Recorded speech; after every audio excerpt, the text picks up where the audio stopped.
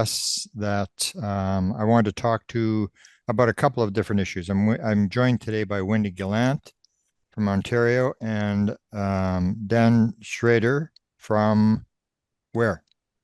Menominee, Michigan. Oh, you're in Michigan. Okay, so you're just south there. Mhm. Yep. And Dan got a video that we're going to take a look at today, kind of an interesting video. Sort of reminds me of one we got here in 1975 when I first got going. Um, but let's start by um, each participant, except for me, describing what their background is and how they got to where we are today. So, Wendy, you can start. Okay. Again, I have the site Learning Intuitive site. I teach people how to see with the blindfold on.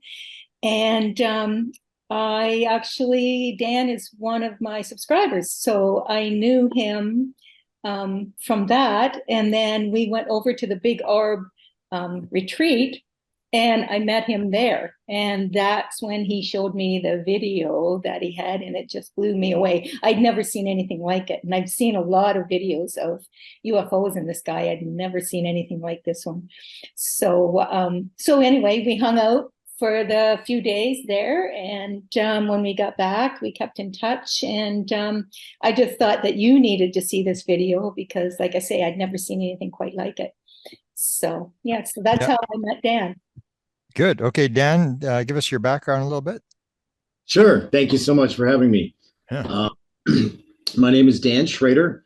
I'm from the Milwaukee, Wisconsin area, and I moved up to Menominee, Michigan for the legal cannabis and favorable sky watching conditions about 10 years ago. Ever since I was a kid, I've always loved aliens, extraterrestrials, Sasquatch, the paranormal, all kinds of mysteries. Um, and when I was a teenager, I had a onboard experience on a UFO, and it radically shifted my paradigm and worldview. Um, at the time, not many people in my life would believe me or understand at that time. So eventually I kind of shut it down for a few years and didn't talk that much about it. But I kept my interest up in extraterrestrials and just more quietly. And I just kept my family reunion with them to myself, so to speak. So then at 24, I had a out of body near death experience, and in which I met like God or source or all that is, whatever you prefer to think of it as. I was given a choice at that time to go back to Earth and reincarnate, or to stay there on the other side in basically like perfect love, light, bliss. And at the time, I remember saying that I had more to do here and I wanted to go back. So then I woke up in the hospital back in my body. And I spent most of my time since then first finding and now fulfilling what I believe to be my destiny. Um, it took me several challenging years to get here, but I do know now exactly why I did choose to come back.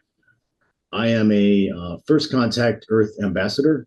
My mission is to be one of the first human beings to make contact with extraterrestrials on my own and to establish peaceful, loving, and diplomatic relationships with them in order to help humanity ascend into the age of Aquarius in the best way possible for all. Um, Beautiful.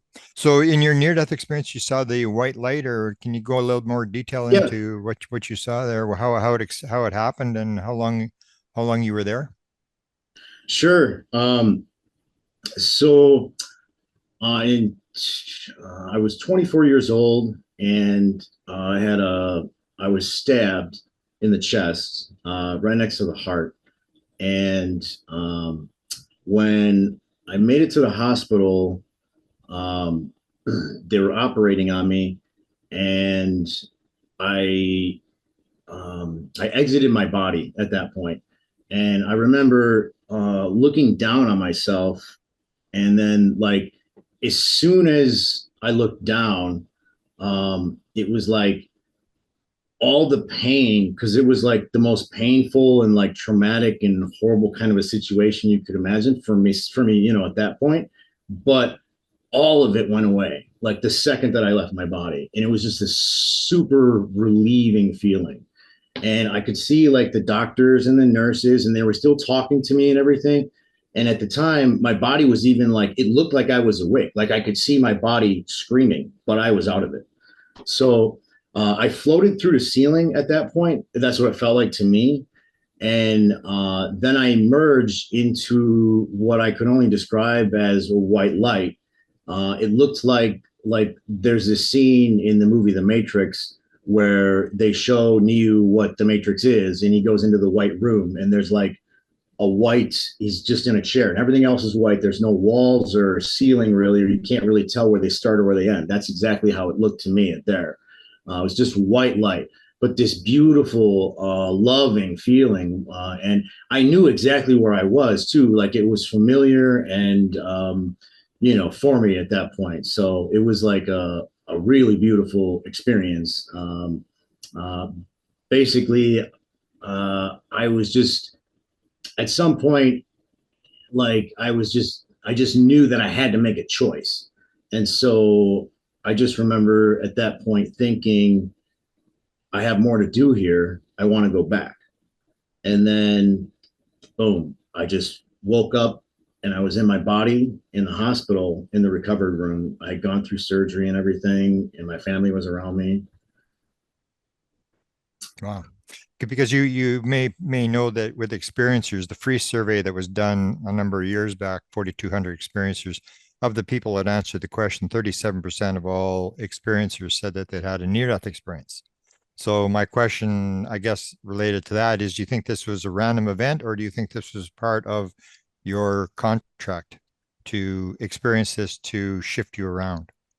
That was 100% part of my contract, my like life contract. I'm very familiar with that concept with the Michael Newton, Life Between Lives and stuff.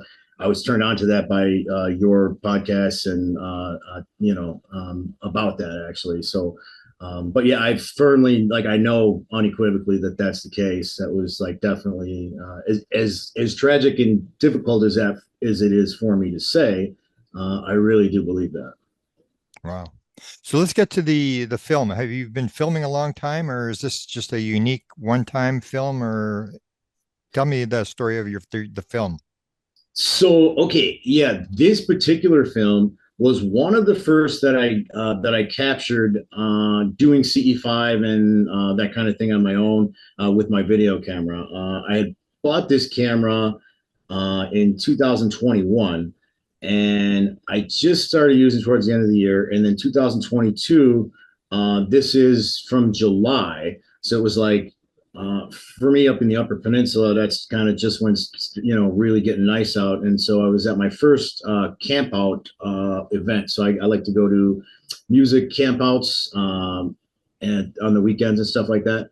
So I was at this. My friends throw this festival called Moondance, and so I went down to Moondance and I brought my camera, and I was really excited about going there and seeing all my friends and everything. This is kind of coming out of the pandemic too, so I hadn't seen everybody for a long time. So a lot of good energy and excitement in the air, and everybody's really happy to be together again. You know, it's just a really good time. So after the Thursday night pre-party, I went behind my campsite, and there's a big empty field, and like the stars were just beautiful. You know, so I just did some coherent thought sequencing and some of my contact modalities that I utilized, and set up my camera, and I just had this beautiful night. I mean, there was like at least a dozen different craft that interacted with me at that point. And at about 3:54 a.m., this particular craft that we're going to watch the video of comes through. And at first, it just looked like kind of flashing lights coming at me. But I had this feeling that it was extraterrestrial, and I even like said out loud, like, "Oh, hello, friends." And then as it approached, I kind of was like, "Oh, I don't know. It's got flashing lights, you know, because most aircraft has flashing lights, so it kind of hesitates to make sure that it's not an aircraft." But as it got closer, I could see that these were no normal strobes, and this was not a normal aircraft. The flashing was like this linear concentrated light that looked like two laser beams in front of the craft. And it was shooting these red and green laser-like beams out in front of the craft, ahead of it, like a certain distance. The laser beams would stop, and then the craft would basically disappear from the location that it was at, and then appear at the edge of where those laser-like beams had just stopped projecting forward. Then it would go again and again and again, like leapfrogging up ahead. So it was like teleporting through the space in front of me. It was one of the most, crazy, it's the craziest thing that I've ever seen doing that. So, I was pretty honored to capture it on video. While I was filming it, I was kind of panning the camera in the direction that the craft was traveling. And there's a couple of frames in which I kind of caught the outline of the craft as it appeared to me. Because on video, when you see the video, it's moving so fast, and the camera is stationary, so it looks like it's kind of elongated or blurry. But as I'm panning the camera, you catch the actual shape of it that I saw with my eyes, because it looked basically like a black bat flying through the air the entire time. Really peculiar, really amazing. Wow. Yeah, there's not much chance at 3:54 in the morning you got a plane flying around. Unless it's some sort of military thing. But yeah, it was like how long was it in sight, and how did it appear and how did it disappear? It just sort of it appeared the way you described it, but how did it disappear? Yeah, it flew off in the opposite direction, and it faded away, and that was it. I didn't see it again after that. Moving fairly fast, or according to I did estimate the size and the speed of the craft based upon some measurements I was able to take of the horizon and other aircraft that were in the area.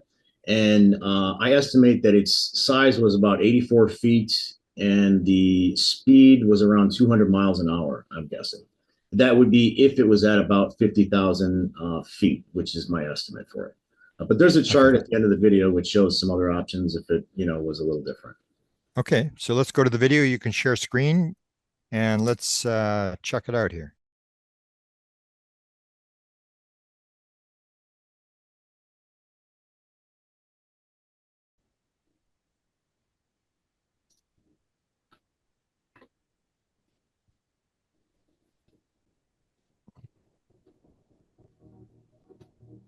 And why do you use the triangle and the circle? Is there a reason behind that? That is actually one of my contact symbols. I use that that's one of my contact modalities. The symbol is made from the illuminations of the craft. So I cut the illuminations out and then made these symbols out of them, basically. It's a call symbol for them. Okay. The video that you're about to see is 100% real and authentic. No alterations, CGI, AI, or Photoshop were used in the making of this video. In person, the craft looked like a large black metallic bat flying through the air, shooting lasers or some type of linear concentrated light and/or plasma ahead of it as it traveled. The laser-like beams were composed of green light from the left side of the craft and red light from the right. Occasionally, an orange light and/or plasma also projected from the middle of the craft. There is also occasionally a ball of light produced between the tips of the two main green and red laser-like beams. It was shooting these laser-like beams out in front of it, ahead of the craft a certain distance, and the next instant the craft would disappear from its current location and simultaneously reappear at the edge of where the laser-like beams had just stopped projecting forward. Then the laser-like beams would project forward again, a similar distance ahead, and the process repeated itself over and over again. The craft completed these micro advances very rapidly, literally teleporting to its new location 4 times in every second. On video, the craft morphs its shape or disappears with every micro teleportation advancement. You can see the laser-like beams projecting forward and other light-based flashes pretty clearly, but the actual craft changes its shape constantly. Within a couple select frames, the craft outline is more apparent. I marked those spots as freeze frame 4 and freeze frame 5 in the last clip. During those specific frames of video, I was panning the camera in the direction that the craft was traveling at the time. Those particular moments most closely aligned with the craft's movements, resulting in clearer images of the craft.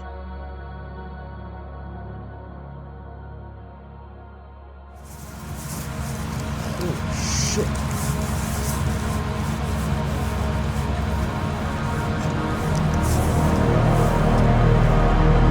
Holy shit.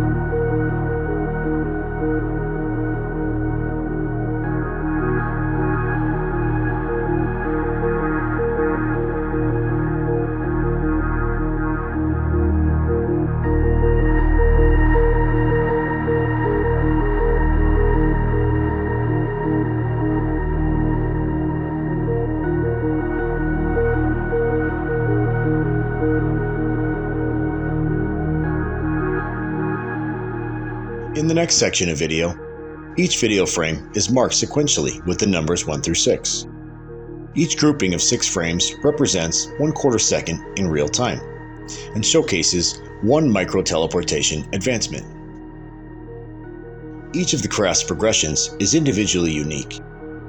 The craft displays a different pattern of light and color with each movement.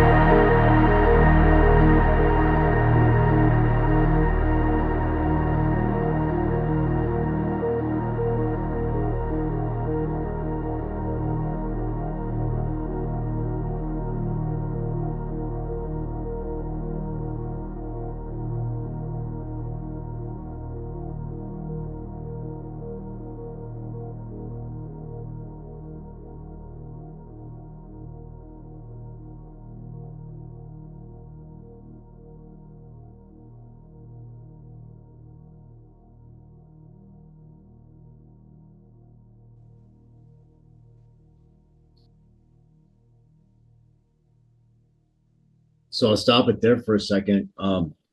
This is basically it, but I just wanted to point out that like the craft, this, if you can you see my mouse on the screen? Yep.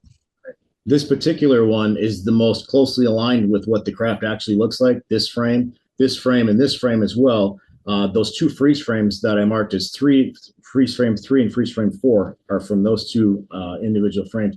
Now in the screen, the craft at times, like, it looks blurry here. It looks blurry. It's elongated in these parts, and this is the craft back here. In front of it is these laser-like projections out in front of it. So this red and green and the stuff this is out in front of the craft, and the white part here that's reflecting here is actually the craft. But the craft is, again, black. It's just reflecting this color to it on the video. Okay. And let me ask you, so what do you think? I mean, because this is kind of a unique view of a craft. I haven't really seen anything like this. So what do you think it was doing? Do you think it was actually just a craft that you happened to catch flying along, or do you think that it was showing off for you? This was definitely showing off for me personally. These are hybrids, what I believe to be hybrids. Hybrids are what are commonly known as the Greys, a cross between the Greys and current Earth humans, basically. Hybrids are talked about by Bashar and Daryl Anka and the other Sasani channels such as Ryo and Rohan and others like that. I first came upon Bashar and Daryl Anka from your show, and eventually, like I say, these are actual hybrid vehicles, is what I believe. They came to see me, basically. Okay, so what happens after this? Do you start going out every night, and did you get anything more? Yeah. I've got 2 other hybrid videos.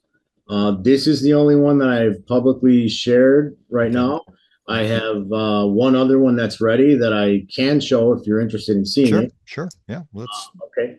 And yeah, I did show them at the Big Arb Contact Modalities tour recently, but that's the only place that I've shown these so far.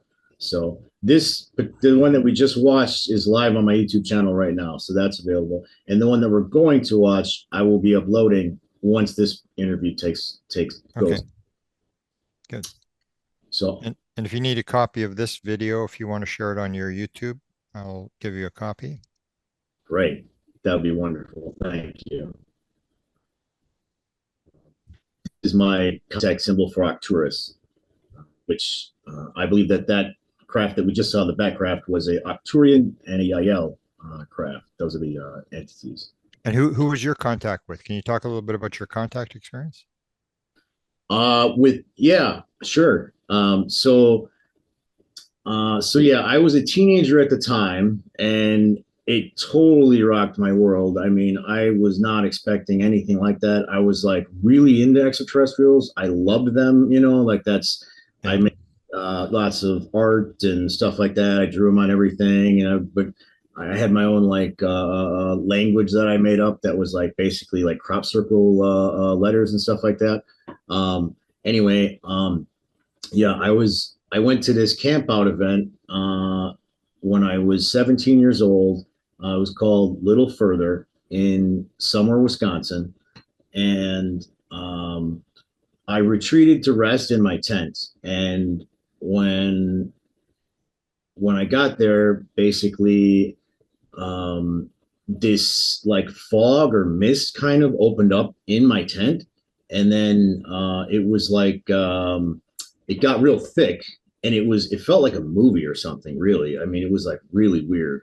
And all of a sudden the sides of my tent like spread out, like they just moved and were like I was no longer like, they just opened up completely. And then I emerged into like this octagon room, and I was on a table at that point, like a metallic table. And then what I perceived to be, at the time anyway, like kind of green looking extraterrestrials emerged basically out of this mist, this fog that was still in the room around me. And then they basically they told me over and over again that they were my real family. That was like the primary thing from the experience that I took away. Okay, I always like to ask the question, do they have any clothes on? I don't remember them having clothes on, no. Or sex organs, or could you identify males versus females, or No, I couldn't. no? No. And any hair? Or No, not that I know, no, the hair. mouths, noses? They had large eyes, small mouths, very small noses, and their arms were really skinny. Like it was like, and then they were like kind of bendy, almost like they could. The way that they were moving was like kind of flowy and more liquidy than normal reality experience. I guess is how best way I can put it. Any messages or communication with them? Uh, mostly that, mostly just that they're my family. They're my real family. Um, not too much beyond that. That's kind of personal, I guess. And any other contacts before or after? Any weird stuff when you're a kid, poltergeist type stuff or anything like that? Not too much. I saw, I saw one craft when I was young, like before that, when I was a kid, that kind of scared me a little bit. It was like a purple light in the sky. I just thought it was really weird because it was purple and I couldn't believe that. Never heard anything, never heard of anything like that. When I was a kid, certainly. So, but no, not too much other than that. After just these hybrid videos, kind of since is in my connection that way. And I have had some other experiences since then with my crystal skull and these avians as well. Avians? Yeah. The avians are like they're like these birds. They look like birds, but they look like kind of like a brown bird, but they have like this rainbow sheen luster on their outside of their feathers, and like it looks like they're like flecks of like sparkles of blue and red light or something, or like speckling off of them when you see them, and they flew into and out of like they came in from what I perceived to be either a portal or a wormhole in the sky, and they like come in and they fly in and they all are together and they're like dancing almost when they're flying. They're like, it's the most beautiful thing, one of the most beautiful things I've ever seen. They're like these, they're brown, but they have this rainbow sheen luster, and then they're shedding this red and blue luminescent stuff, and they're just dancing in, weaving in back and forth between each other, and as they're flying. They were really, really interesting. I was actually at another event with that there were people at too, but like I don't think anybody else could see them. And I tried to record these things on my video camera, but they would not show up on the camera. Not at all. It was crazy. It was crazy. So how many experiences have you had with those things? Just that one. Just that one. Yeah. Okay. Wow. And do you meditate? Yes. Yeah, absolutely. Any success with any sort of breakthrough in trying to get impressions or direction, or because if you're on a path, I mean, do you know what you're supposed to do next, or what just yeah how do you I do. I mean, okay, go ahead. Well, I mean, it's kind of a long story. Do you is it all right? Sure, yeah. Okay. Thank you. Yeah.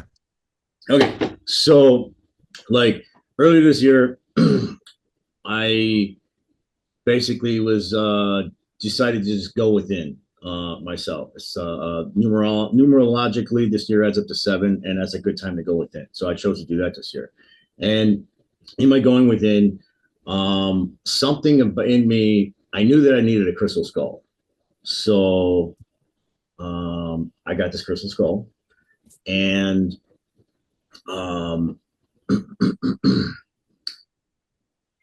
then like Um, so, um,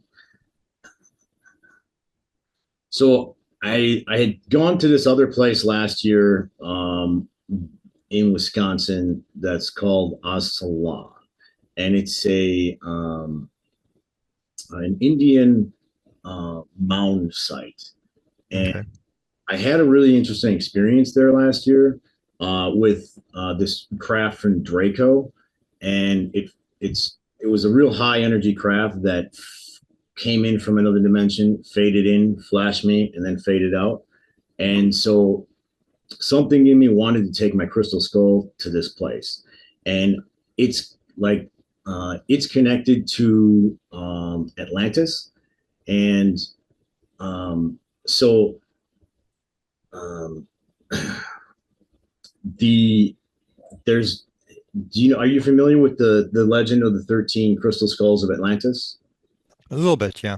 Okay. But explain for people who don't. Sure. Yeah. Yeah. In Atlantean times, their culture was essentially run by what's known as the Council of 13, and the Council of 13 um, utilized crystals and crystal skulls and sacred rituals and magic, things like that. Those are all some of the tools that I utilize, and they use them to basically bless the earth and each other and create a golden age. That's my belief and understanding from my research and studies. And so it was my intent to reawaken the heart, history, and wisdom of that golden age of Atlantis again. And there's a number of individuals that are also doing this that I discovered later on. But earlier this year, I was just kind of discovering a lot of this. And I had got this crystal skull with not knowing why I needed it, but just knowing that I needed it. And then I got the instinct to bring it to Aslan, which again is connected to Atlantis. And that gave me the idea to try to connect my crystal skull with the 13 crystal skulls of Atlantis and the Council of 13. Okay. So I went to Aslan with that purpose on the summer solstice. And I brought my camera and I did a ritual to connect my crystal skull with the 13 crystal skulls of Aslan. And during that ritual, my skull, my crystal skull, physically came alive. I set it up on the top of the largest pyramid mound, and I did this ritual, and I called upon the legendary 13 crystal skulls of Aslan, Atlantis, and then I placed my hand on it, just on the back of the head, and the skull started to vibrate, like shaking with this insane power. And I was given like a vision of and like this energy at the same time was flowing through it. So like the skull was shaking and vibrating and saying, and then I would like it felt like this energy was coming from the core of the earth and shooting through the skull and then into me through my body. So I finished my ritual, and during that, one of the things that I do is invoke my connection to the hybrids. And I actually did see another hybrid craft at that event during that. So that's that's a good example of following my intuition. Yeah. Intuition, yeah. Yeah. Beautiful. Well, so your story is a little more elaborate than I thought it was, but it would make sense if you got this experience and got the contract. It's just once you open up, then it starts to come with different events. And yeah, I don't know what's gonna happen next. I just like know when I know when I know that I need to do something, I know I have to do it. It's just like that.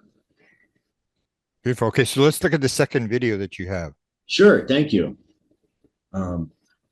So the second video is from it's from my house in Menominee, Michigan. I was out in the backyard last September, and I was doing a CE5, and it was a beautiful night, and I had just started, so I was pretty shocked to see this so early. But here we go.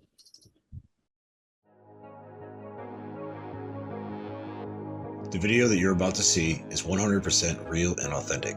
No alterations, CGI, AI, or Photoshop were used in the making of this video. This video documents a very special encounter that I recorded with an extra-dimensional UFO that travels in an out-of-this-world kind of way. I was very surprised when I first saw this craft, partly because it showed up only 3 minutes and 21 seconds into my contact meditation, and I just thought, how could they have heard me already and gotten here? With my unaided eyes, I could not tell from the ground that the craft was traveling in such a strange way. It looked odd, and I got the feeling that it was extraterrestrial, but without being able to see it closer, I naturally questioned it. The craft was traveling from a pretty far distance away at the time. That made it challenging for me to discern the extraordinary propulsion system that is evident on video. As you will be able to observe on video, this craft travels in a unique manner. It appears to be projecting some type of auric rings in front of it, which seem to pull the craft through the atmosphere. The craft also has a fluid-like appearance to its movements, making it seem to be swimming through this dimension. I have never seen or heard of anything like this before other than the Batcraft, which also displays an exotic form of propulsion. This craft comes onto the screen from above the eastern skyline, just south of Taurus, then goes through Orion. This was recorded in Menominee, Michigan, which means that this UFO was flying over Green Bay and Lake Michigan at the time.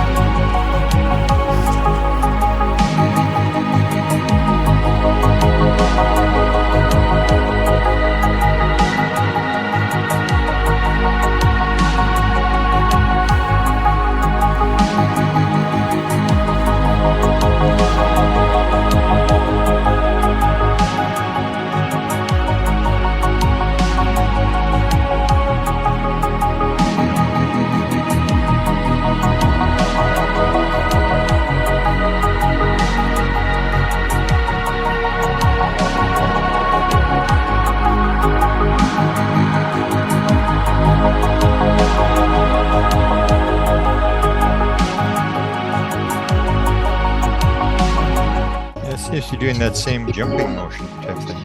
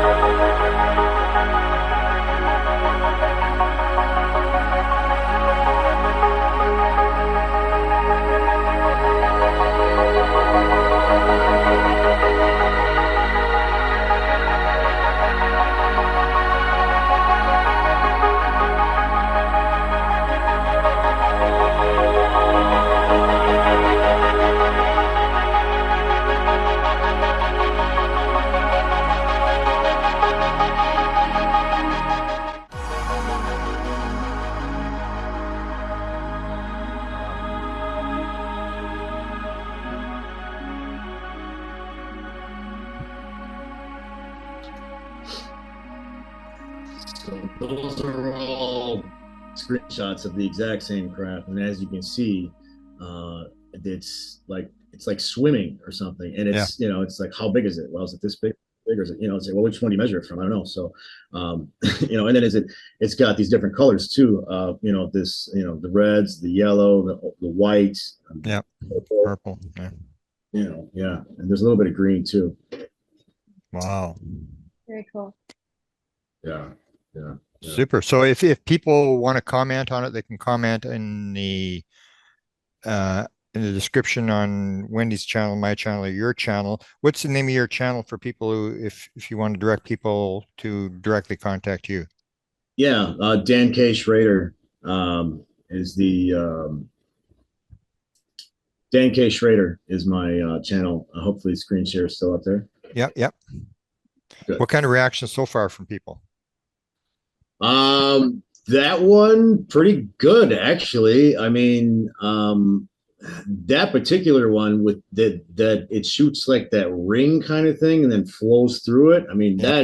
that is really interesting. So I'm really, really grateful for that. It's such a blessing. I'm so honored that, they shared that with me. I mean, it's, I really am. I really am. It's, the people that don't want to buy it. I mean, I'm kind of honored because if they're going to call it, CGI or say that it's a drone or something, I mean, that's cool. Yeah.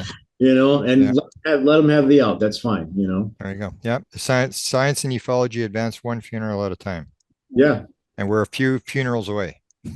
It's getting there. Yeah. Wonderful. Now let's get to the you were at this event in the up in northern Wisconsin with the all the weird stuff that was going on there. Can you give me your reaction? And we want to get to the story of the seance. And so but talk generally about the event, and then let's get to the sort of the event that I have already interviewed Wendy about. Okay. Yeah. And you can stop sharing now. Yeah. Okay. There we go. There you go. Beautiful. Excellent. So, yeah, the Big Arb Contact Modalities Tour is my favorite event every year. I love it. Yeah. I had an awakening there in 2020. That was my first one there. And ever since, I've just had the most wonderful time at that event every single year. So I go back every year, and it's my favorite thing to do.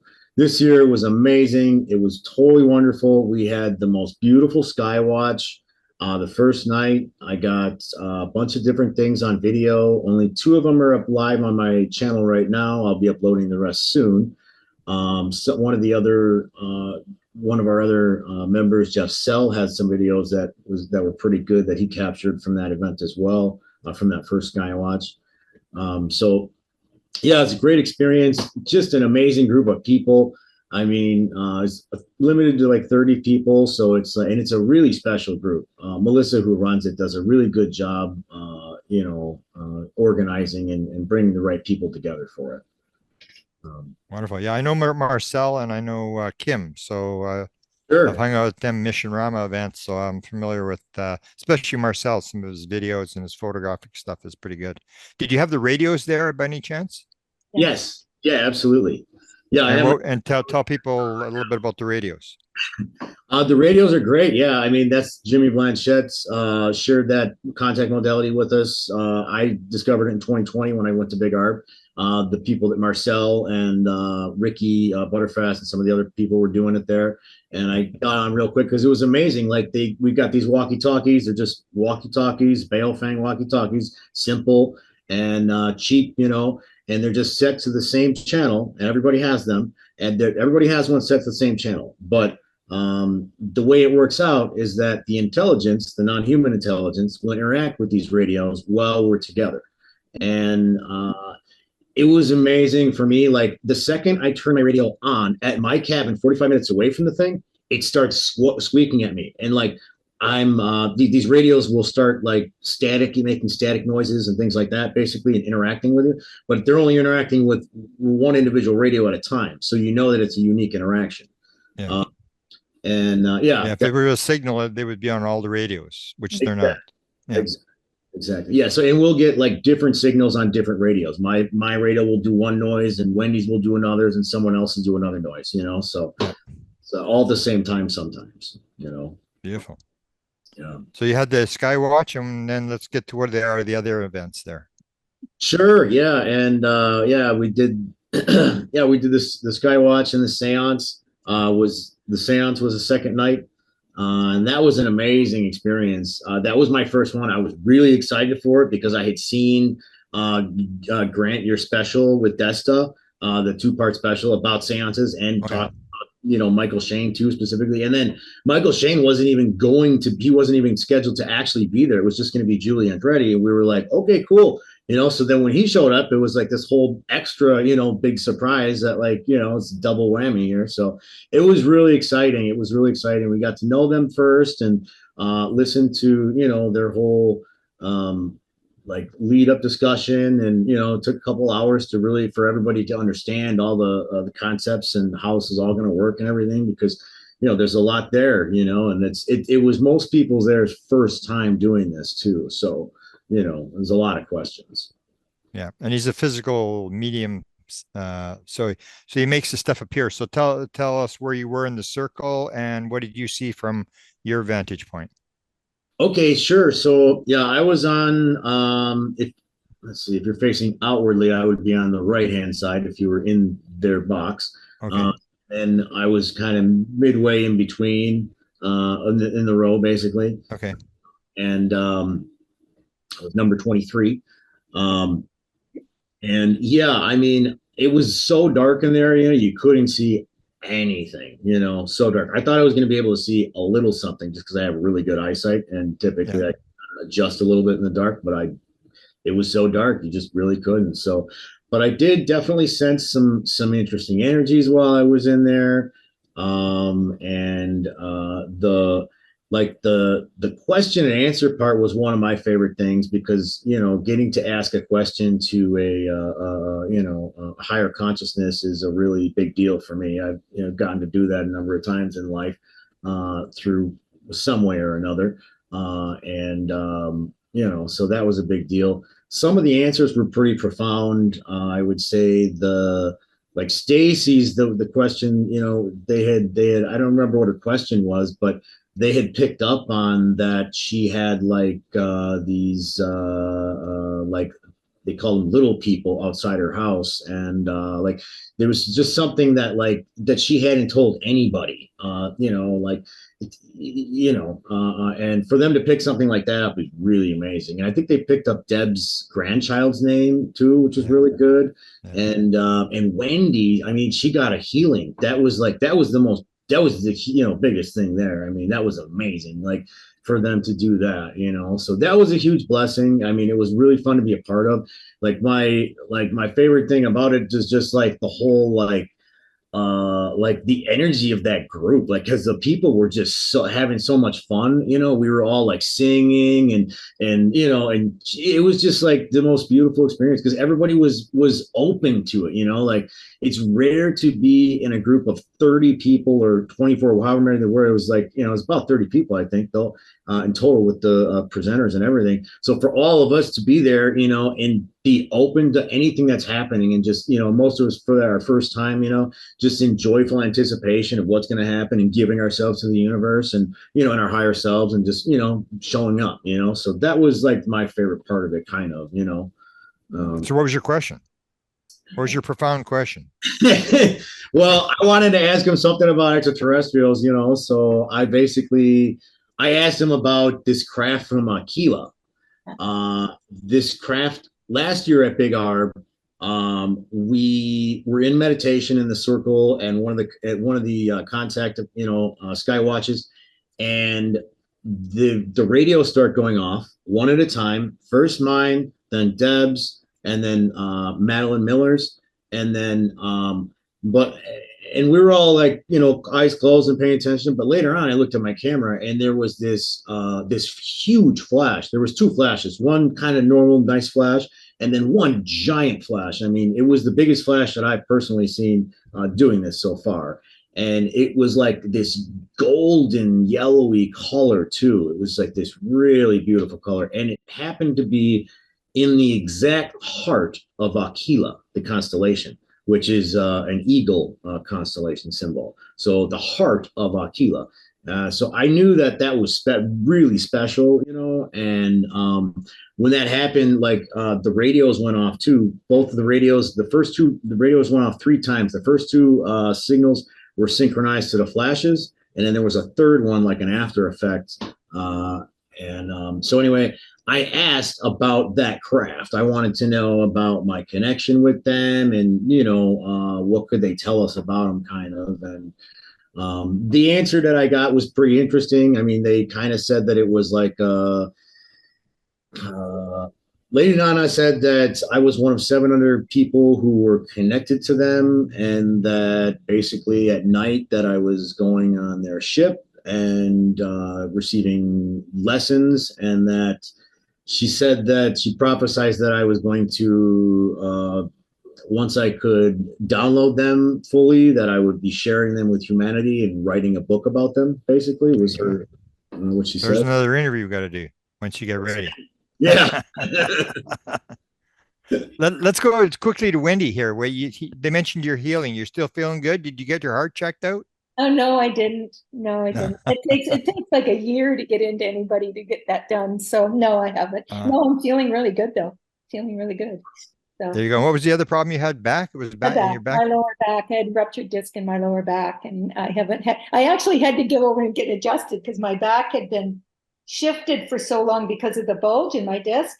And so my back was hurting, and I couldn't understand why, but because it was the opposite side. And they went in and said, oh, well, the bulge is gone, so we have to bring that side back in again. So I actually had to get adjusted to straighten everything because I didn't have that twist anymore on my right side. So that that was very interesting. So you're still impressed with what happened with your healing? I'm still really blown away. Still really blown away. Okay, so Dan, what did you see moving around, or what talk a little bit about the apportations that it happened at the end? Yeah. So it was like, I don't know. I like when we were in the dark, like because Julie's come through in the dark. So that felt kind of like just like being at a parade and like candies flying or something, and you kind of like get hit with it or something. So that's what it kind of felt like, you know. And it was just kind of sudden. All of a sudden, everyone felt like across the whole room, you heard everyone gasp, kind of, and there was just this. And all of a sudden, there was these little jewels everywhere, you know. One minute they weren't there, the next minute they were everywhere, you know. And then so Michael's like that, like I was pretty close to it, but it was really hard to see because there's so many, you know, bodies and people, and everyone's trying to see at the same time. So like, you know, you're trying to see without like blocking everyone else and being rude about it, you know. And so I did the best I could, kind of, and I couldn't really get that close to it, you know. But I was like, well, you know, I'll catch more of the video, I guess. So I was pretty close, and I saw them coming out of his mouth and everything. I just, you know, it was mostly like his mouth was kind of closed more, I would say, when he was, you know, when they were coming out. So it was harder for me to see, like, you know, if they were kind of dropping or how it was happening, you know. So yeah. I actually did some not a course, but I've been taking some training from Michael himself. And what he said is there's a little slit on the back of the upper part of your mouth. And he said that you can get chemicals from that, but that's where he ports them. Interesting for you, Grant. A little slit. He said if you push your tongue back into that area, you can feel a little line on the back of the upper part of your mouth. And that's where the apports come in. Have you had any success with yours? I mean, are you making stuff appear or anything yet? No, not. I wish.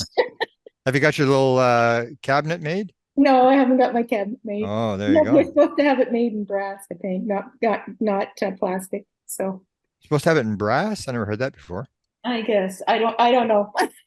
So we're not there yet. So anyway. Oh, so how many weeks you've been doing the course? Well, I've only done it a couple of times. It's only once a week. So I've only done it a couple of times, but I just found that really interesting what he said. Yeah. That's where they have poured in. He said, everybody has this little line in the back of their upper of their mouth. And it's actually for chemicals and stuff, but that's where his apport's coming through. So There you go. yeah. There you go. So as I always make the thing when you get to do it, make sure you can open your mouth so I can film inside your mouth. Did you get any toys to take home, Dan? Did he give you a little Yes, yes, yeah, I did get some jewels. I was gifted a stone from Sananda, who I was told was the reincarnation of Jesus, or who had incarnated as Jesus. And that one was for power and believing in myself. And then I was also given a stone from Maitreya that was with life force energies included, is how it was sent to me. And I also got from Julie, she gave me some orange stones, and they were from Lady Rasha for protection. And then Master Ashtar gave me some small, like clear white ones to thank me basically for my work with extraterrestrials. Wow. So did you tell me you're working with extraterrestrials, or that's what they told you? I mean, yeah, that's what they told me. I mean, I Okay. think, yeah. So they picked up on it then that you were. Yeah, oh yeah, absolutely. Yeah, they called me Spaceman and a couple other things. When they were pretty funny. She was, they were joking around with us and everything. So, yeah, they were, It's pretty light. yeah, they kind of knew everybody a little bit. You could tell. Yeah. Wow. So it was a fun time. That's what I heard. It was high energy and lots of fun. So you go back again? Yeah, absolutely, absolutely. Yeah. So we might see you down there next year. We have to see what comes of it. But yeah, there's probably going to be a lot because we're going to have all these videos. We haven't put a lot of them out yet, but once they're all out, there'll probably be a whole 1,000 people wanting to get in there, and that probably won't be possible. So I've already booked. there you go. I think it's September the 2nd or 3rd next year or something like that. Yeah, and I'm trying to encourage people to bring in a medium that can do this what do they call it, precipitation medium, where they put the box and the cards inside the box, and then at the end you open up the box and all the cards are colored, and little messages for everybody on the cards, and that sounds pretty amazing because you're actually sitting just with the box there. You can the box doesn't go anywhere. It's not like it hides or anything. It's sitting right in front of everybody, and one minute it's got blank cards, and next thing it's got these cards with these waxy surfaces on them and all these drawings and messages. And they were talking about actual full big paintings being done too. They just put the canvas on top of the box, and then they all went into trance and they could actually smell the oil paints. There was none there, but they could smell them. And then when they came out of trance, they all had these beautiful pictures. So they didn't do this here. They do this elsewhere. Yeah. Or who are these people? Michael and Julie. Yeah. Oh, they can do them as well. Okay. They did. Yeah, they did it. So. Wow. Yeah. Fascinating. Talking them to do that. Wow. So is there any messages you want to leave with people, Dan, in terms of what you found important and what people you can pass along to them as your chance to sort of get out a message based upon what you've learned that people can share and move them ahead in their journey? Yeah, my primary message is the extraterrestrials are our family. They are here to help us ascend. So forgive one another, love one another, care for one another. Let's balance the planet. Let's take care of the planet together. We can do better than we were given this planet. I think that most people who are here today and who are going to hear this are already on the path of enlightenment, and anyway. So my primary message was just that they are our family. So don't be afraid. Don't be afraid.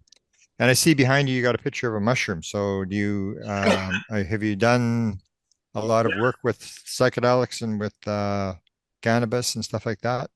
If so, we'll Yes, have to have an interview down the road because I've written a book on psilocybin. I got a second book coming out on psilocybin, and I'm very interested in that subject because I think it ties in. What's your opinion?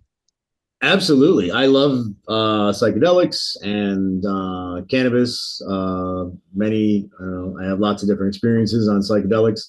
I've had, different, many different experiences on them. LSD, mushrooms, DMT. Um, Oh wow! No, we have to do an interview. So let's set it up for next month. We'll do sure. it. I'm quite interested. I've done all that kind of research, and I think it's a gateway. It's one of the modalities. I mean, it's It is. It kind of is. like getting on a roller coaster that you sort of can't get off once you get on it. But if you go towards whatever, be curious and handle it properly and control the fear and realize that this is yourself giving yourself messages, then it's quite a valuable type of thing to follow. So let's do that next month, and we'll have a little chat. I'm actually supposed to be interviewing a guy who's supposed to be an expert. He's written a bunch of books on it, and there's a lot of interest. But of course, now with psychedelics, people have discovered you can make money from it. Yeah. So I mean, there's all sorts of funding going in, and everybody's trying to patent everything, and it's ufology. There's still no money in it, so we're still moving kind of slow. Once they figure a way to make money, then it'll all take off. But it's the way it sort of works in the modern world.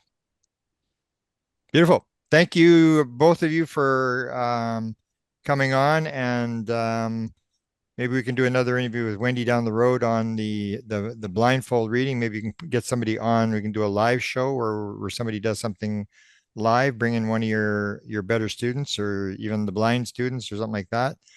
And I think that's very important. And that one's another one that people haven't discovered how to make money, so it's moving kind of slow. And we're a few thousand funerals away from that kind of stuff, but that's extremely important. I mean, if people can see without their eyes, you got to you got to consider and start wondering like what the heck's really going on here. Yeah. And I just thank God every day that we got to play this game on the leading edge of what's going on, because most people just living ordinary lives, and we get to like play in the Super Bowl every day. So I thank you for your contributions and for your input. And as I said, let's do another interview on blindfold reading, and we'll do one on psychedelics, which I'll have lots of questions for you. Great. Thank you so much for having me. This is such an honor for me. Thank you. Beautiful. Yeah, wonderful. And we'll link this up. I'll send you a video copy of it.